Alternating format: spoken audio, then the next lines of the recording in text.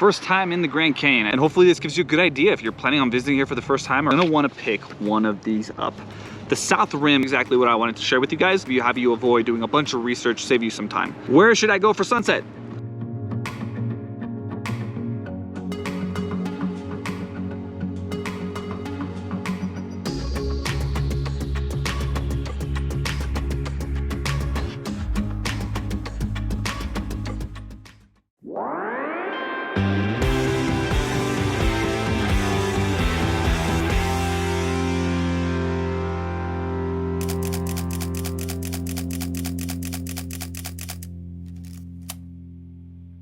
Oh boy, first time in the Grand Canyon. I think my parents have told me that I came here when I was very young. I don't remember anything, so I really do consider this my first time in the Grand Canyon. And pardon the light, kind of hard to find something that works. Before I talk into trails or anything, again, I'm not an influencer. This is not gonna be a top 5 things or every single trail. This is gonna be first timer recommendations, what to expect. Recommendations to people that, you know, rangers and folks that work here. I always ask those folks because they would know the best. And hopefully this gives you a good idea if you're planning on visiting here for the first time or haven't been here in a long time. It gives you a good idea of what you should focus on and what you should do. With that said, entrance, obviously there is a park fee. I believe it's $35 per car. And before I dive into any of the trails or anything like that, you're gonna wanna pick one of these up. The south rim actually is really great information. There's a ton of stuff on this map, and this is kind of what I want to walk through. And we'll start with the experience. So outside on the south entrance, lots of gift shops, gas stations, hotels. We camped here a couple nights, and then we stayed at the Squire, Best Western Squire Inn. It was 4 stars, but it's actually really nice. It has an outdoor pool, indoor pool, has a bowling alley, an arcade, like very kid family friendly. So really happy with that stay, and I do want to throw that out there. This is not an ad for them, but I always travel thinking about my kid and my wife and stuff like that. All right, so you walk in, you get this map. This map is gonna be your best friend, and I'm gonna talk through it here. As you look at this map, you're gonna see 4 important lines. There's a blue line, a red line, an orange line, and a purple line. Purple line is really coming from outside, that comes from outside of the park. Now, the first thing you wanna know is that the visitor center, the Grand Canyon Visitor Center, where Mather Point is separate to the Grand Canyon Village. That's over here on the west-hand side. So for some places you can drive. The visitor center does have a lot of parking. Other places do not have nearly as much parking. That's important to note because you're gonna wanna get on the shuttles to go to different places along the park. So the blue line here, you can see, kind of takes you back and forth, east-west. The red line will take you from the village all the way to Hermits Rest.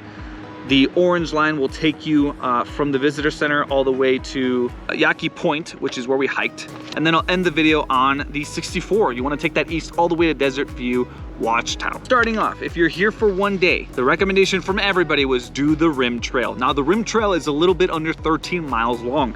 It goes very far east to west, awesome trail. And the reason why people say this is because you can literally walk a quarter mile and have magnificent views in Mather Point. You park at the visitor center, you walk north a little bit, already you're rewarded with beautiful, beautiful views of the Grand Canyon. Now what that means is that that is the busiest spot, more than likely. Aside from the village, that is the place that got super, super busy here. Now what we decided to do on the first day is, you know, we got a little bit of food at the visitor center area, great spot for coffee, by the way. You walk up Mather Point, and then you're gonna walk west. From Mather Point, you're gonna be on the Rim Trail, you're gonna walk west. I recommend you stop at the Wabapai Point and Geology Museum, a really cool spot. I elaborate on that in the actual trail guide. You're gonna keep going all the way to Burke Camp Visitor Center, and you're gonna end this at Bright Angel Trailhead. Now, Bright Angel Trailhead is the other trail, the second trail that everybody was like, oh, you should check out that one. That one's also like 15 miles long, but I hear a lot of people, and I spoke to some of the folks that were coming up completely out of breath. Some of them did 5 miles, some of them did 9 miles. So I think it's one of those trails where you're going down, it's tough to get back up, and you can kind of decide you wanna do all 15 or you wanna do a quarter of that, whatever it is works for you. At the village, lots of stuff to do. Cool little shops. This is a place like if you're bringing parents or grandparents and you kind of wanna hike and let them hang out for a while, I think this is a really good spot for that. So from here, you can get on the blue line, get back to the visitor center or the general or the market where you can find everything you need. Or what we did is take the red line to Hermits Rest. Now we stopped right before Hermits Rest, Pima Point, and then we walked. It's 1 mile to Hermits Rest. You can stop at any of those points, and all of them have really great views. Now, a Powell Point, Hopi Point, Mojave Point, these were the points as I spoke to the bus driver and one of the rangers mentioned, like all the Grand Canyon photos that you see on the internet, right? Sunrise, sunset, all this stuff, it's all there. It's all at those places. Now, this is shuttle only, so you gotta do some planning if you're trying to do that. I don't know if you can get away with driving like super early in the morning. All right, so we covered the blue line, we covered the red line. That kind of ended our day. Went back, went to the pool, hung out. We did eat at the tavern, Grand Canyon Tavern, in front of the market. Really, really good actually. Finished our day, came back the next morning, and then we did a almost 4-mile hike, except this time we started at Mather Point and we walked all the way east to Yaki Point. So we did that hike. It was 3.9 miles and change, so really about 4 miles. At Yaki Point, we took the bus all the way back to the visitor center. That was half day, right? We started pretty early in the morning. That's a tip. Start early, because the later you get, the line to come into the park is, you don't want to wait in that line. So 4 miles, really beautiful, not as beautiful as the west side. I would, again, if you're short on time, take the rim trail, take it to the west. The walk that we did today all the way to Yaki Point is also on the rim trail, except the rim trail ends at the South Kaibab trailhead. From there, you got to get on Shushon Point Trail or something like that, and that takes you up to Yaki Point. You can catch the shuttle there. But the rim trail, we ended up doing probably 8 to 9 miles of the total rim trail just in both days. Absolutely fantastic, and again, beautiful just all around. But I do think the west, heading over to Bright Angel Trailhead, is just, it's more pretty, more worthwhile. Now, we took the shuttle back, as I mentioned, and then we just hit the road. We ate some lunch, we got some coffee, and we hit the road on the 64, and we stopped at all the places. Grand View Point, Moran Point. We stopped at Tutuyasan Museum and Ruin, Lippin Point, Navajo Point. And then we ended our trip there at Desert View Watchtower. There's a good restaurant there. There's a good ice cream shop, gift shop. Road was really beautiful. It really reminds me of Kings Canyon, like the early part of Kings Canyon. A lot of trees, a lot of tall trees. That was one of the shocking things about being here at the Grand Canyon. You'd think it was all desert. That's what I expected, more like Utah Zion, but up at the top like this, it's all green, it's all forest, kind of amazing. And then you reach the rim and then you see the Grand Canyon, so it's a really nice mix. Lippin Point, Navajo Point, those were the two that you gotta, like, if you're gonna choose where to stop at those two. Lippin Point was, I think, our favorite. Close second was Navajo Point, really close to the Desert View Watchtower. And that covers the South Rim. Again, tips, experience. I do want to end it on this note because I did a lot of research the couple days before. I usually do more, but it's just been crazy. And then I got here and there's signs outside of the visitor center that basically cover exactly what I wanted to share with you guys. So I'm gonna share with you what I saw there to hopefully maybe have you avoid doing a bunch of research, save you some time. Where should I go for sunset? Lippin Point, which I just mentioned, Mather Point, Yavapai Point, and Hopi Point, or Hopi, one of those two. Where do I go for sunrise? Our rangers recommend Yaki Point, Mather Point, Yavapai Point, again, Hopi Point. Very similar, right, between both. Where do I go for stargazing? Mather Point, Desert View, Moran Point. Very interesting that those are the stargazing. First time here, what do I do? Explore the Grand Canyon, do the rim trail. Visit scenic viewpoints along Hermit Road. Drive along the 64 East, the scenic Desert View Drive. Hiking recommended trails, Rim Trail, Bright Angel, and South Kaibab trails. Again, South Kaibab trail, also a bit of a longer one, but you can choose. There's a more common one that goes from there to the Ua Point, which is an interesting trail spot. Hopefully this wasn't too long. The rest of the video is just gonna be footage of our entire trip, of everything I just talked about. But I hope you guys enjoy. If you're coming to visit, please be mindful, practice your leave no trace principles. These places are beautiful. Please help keep it that way. Enjoy the trip if you're coming. If you're not, thank you for watching. Hope you guys enjoyed it, found some education to it. And with that, I'll see you guys next week.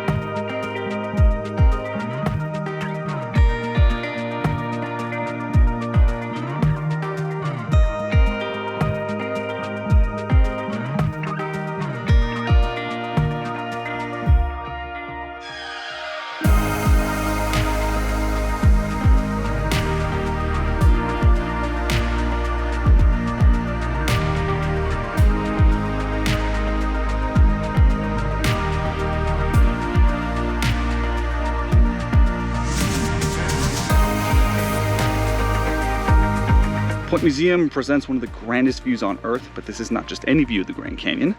In the 1920s, some of the most eminent scientific minds gathered in the national park to select the best representative view of Grand Canyon geology. They chose this site and conceived of this building to showcase one of the world's greatest wonders.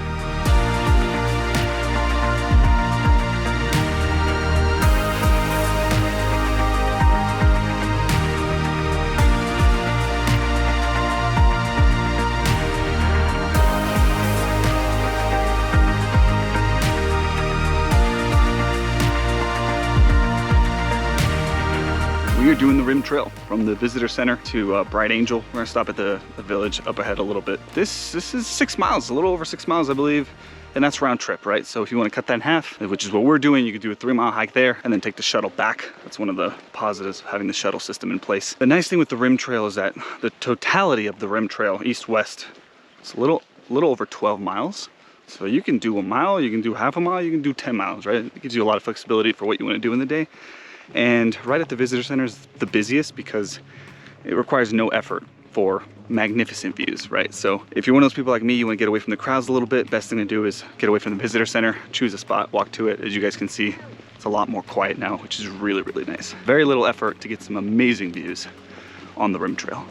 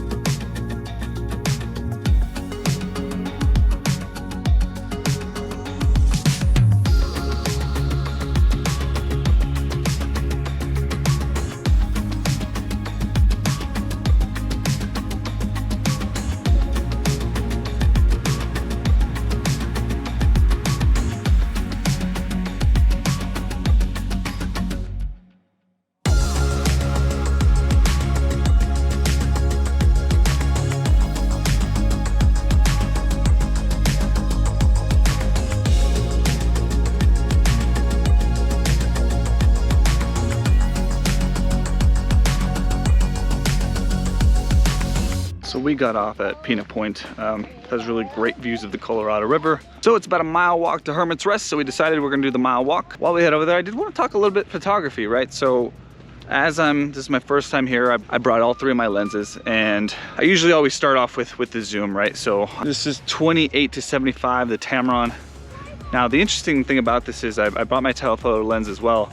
And off the Rim Trail, it's too much. Even at 70 millimeters, it's a little too much. So if you're somebody who's looking to come photograph, this is actually a place where I'd really recommend a wide angle. Come with the 24 millimeter. Then something that zooms to about 70, 55 to 70 is a really, really good sweet spot. That's what I'd recommend if you're planning on like, what gear should I bring? That's my rec.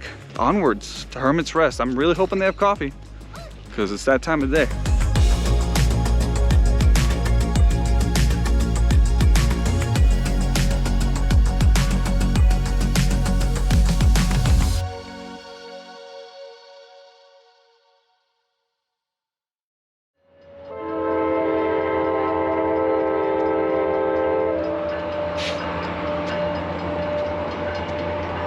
Our day is coming to an end. I think we did close to 5 miles of hiking, walking all around, if not a little bit more. I went back to the general store to pick up some snacks and food we needed. We're now at the Yavapai Lodge. We're not staying here, but there's a restaurant that I heard good things about. So we're gonna go give that a try. Laughing at a running head, skipping and jumping in the misty morning light. Our hearts thumping with you.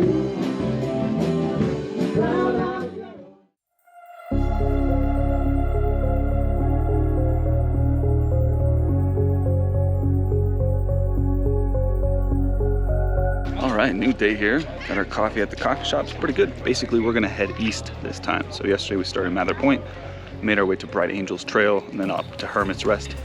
Today we're gonna go east to Yaki Point. See what that looks like.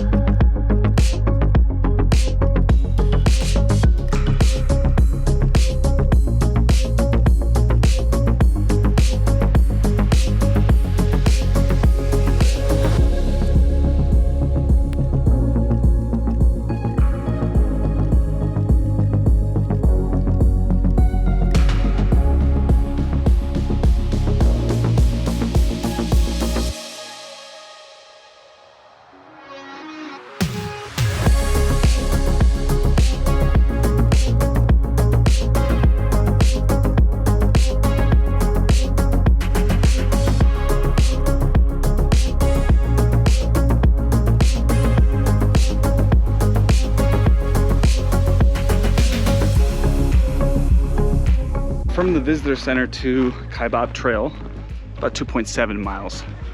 Trail entrance is literally right back there.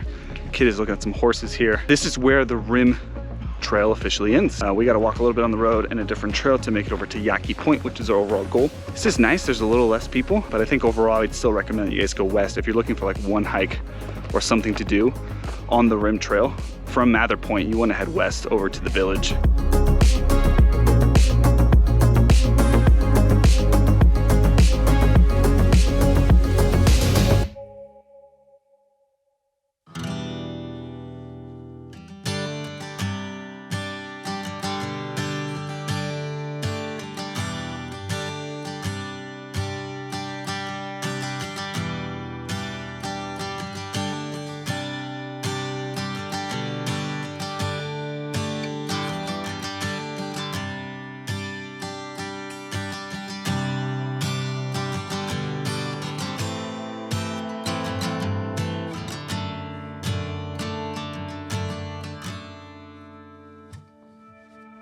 Finally made it to Yaki Point. So one of the thoughts I had when we were walking on the trail over here is you can actually see a lot of trails down into the Grand Canyon. And then funny enough, as we get here, I'm gonna read it from the sign here. From this overlook, 5 Grand Canyon hiking trails are visible. In 1919, when the National Park Service began administering Grand Canyon, park managers focused on creating a central travel corridor across the canyon. The Kaibab and Bright Angel trails are engineered and maintained to accommodate thousands of hikers and mule riders every year. Other trails like the Faint Tonto and Clear Creek trails are wilderness footpaths, often rocky and steep. They are reminiscent of the ancient trails that lace the canyon for thousands of years. In this land of cliff and rock, careful preparation and strong legs remain your most reliable means of travel. All right, we are eating some snacks under some shade here. We're gonna take the bus back. Total here was a little under 4 miles from the visitor center, essentially.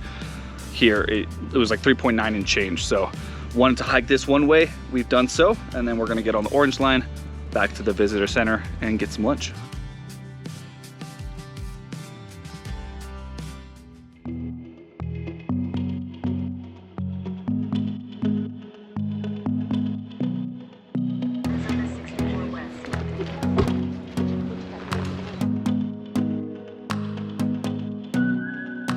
We are on the 64 East now to Desert View Point, and sure we'll be stopping a lot on this road.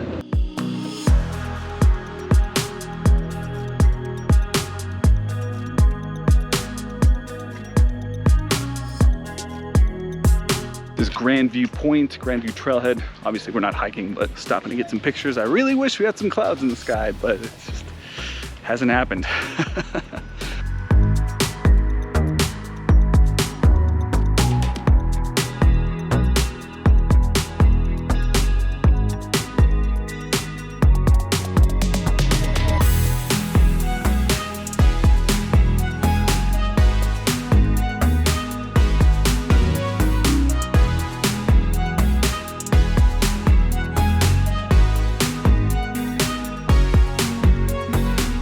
This is Moran Point. He was apparently a famous American landscape painter. Really nice painting I saw over there. I'll put the picture up here. And Moran Point got some nice views of the Colorado River. Definitely recommend stopping here.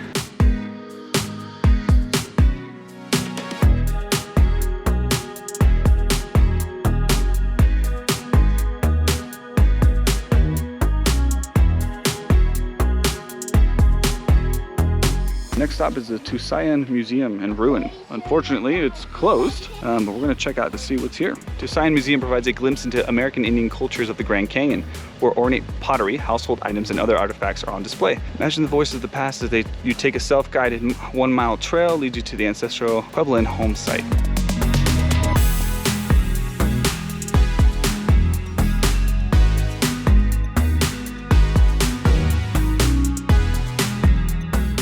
We're now at Lippin Point, almost there, but there's some magnificent views here. You see the Colorado River way in the distance as well.